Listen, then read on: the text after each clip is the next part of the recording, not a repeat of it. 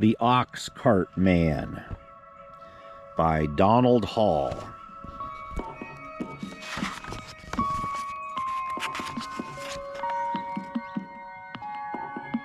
Published in 1979. In October, he backed his ox into his cart, and he and his family filled it up with everything they made or grew all year long that was left over.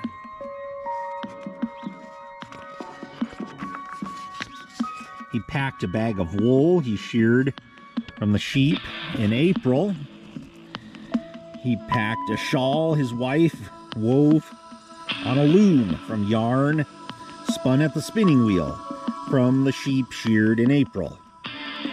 He packed 5 pairs of mittens his daughter knit from yarn spun at the spinning wheel from sheep sheared in April.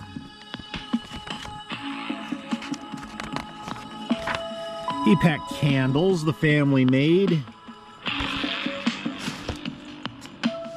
He packed linen made from flax they grew. He packed shingles he split himself. He packed birch brooms his son carved with a borrowed kitchen knife. Come on, Nick.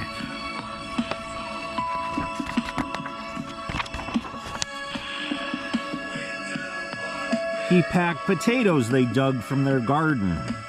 At first, he counted out potatoes, enough to eat all winter, and potatoes for seed next spring.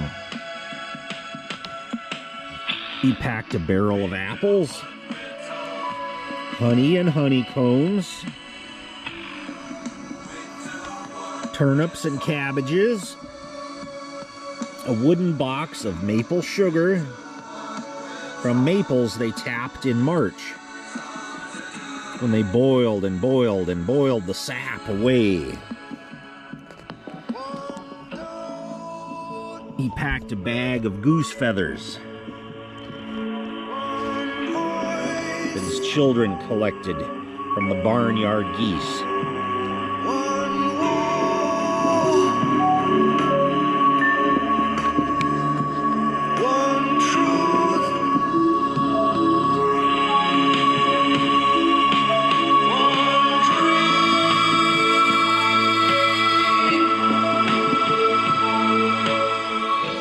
When his cart was full, he waved goodbye to his wife, his daughter, and his son, and he walked at his ox's head 10 days.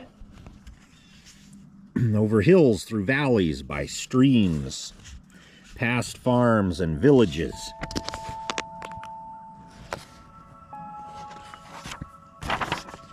Until he came to Portsmouth and Portsmouth Market.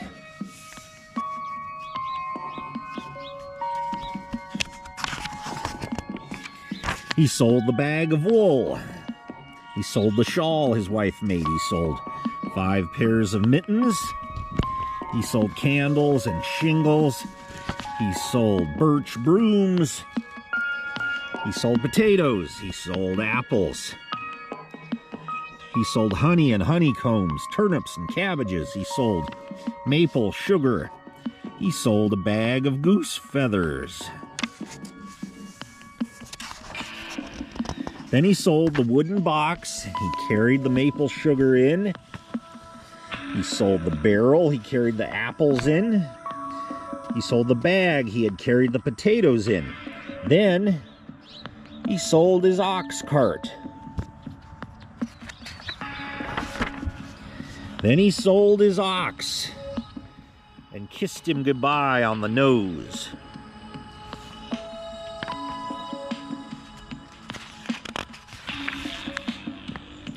Then he sold his ox's yoke and harness. With his pockets full of coins, he went through Portsmouth Market. He bought an iron kettle to hang over the fire at home. And for his daughter, he bought an embroidery needle that came from a boat in the harbor that had sailed all the way from England. For his son, he bought a Barlow knife for carving birch brooms with. And for the whole family, he bought 2 pounds of wintergreen peppermint candies.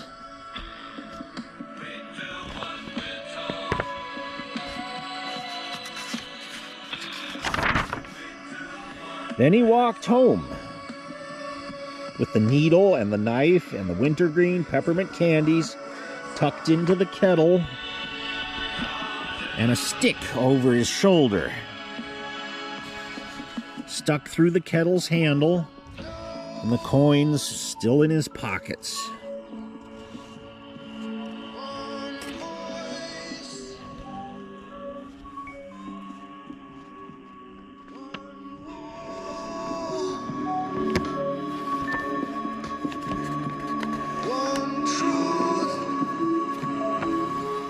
Past farms and villages, over hills, through valleys, by streams, until he came to his farm. And his son, his daughter, and his wife were waiting for him. And his daughter took her needle and began stitching.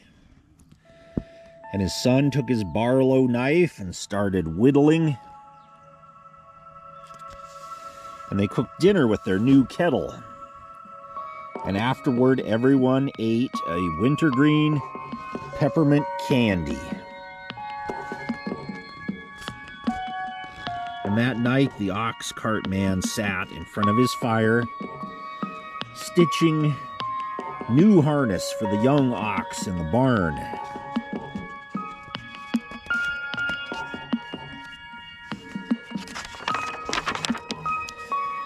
And he carved a new yoke and sawed planks for a new cart.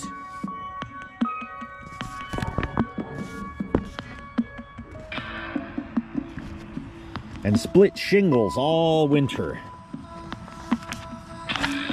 while his wife made flax into linen all winter, and his daughter embroidered linen all winter, and his son carved Indian brooms all winter, and everybody made candles.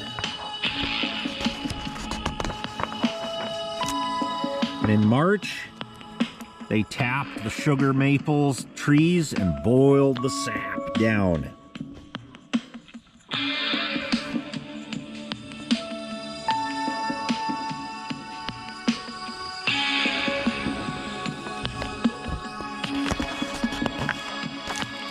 And in April, they sheared the sheep, spun yarn and wove and knitted.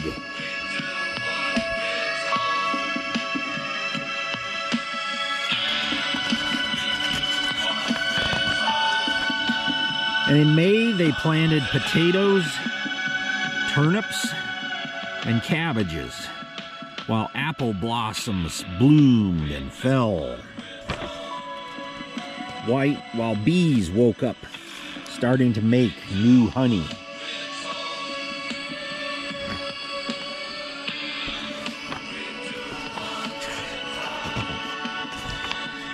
And the geese squawked in the barnyard, dropping feathers as soft as clouds.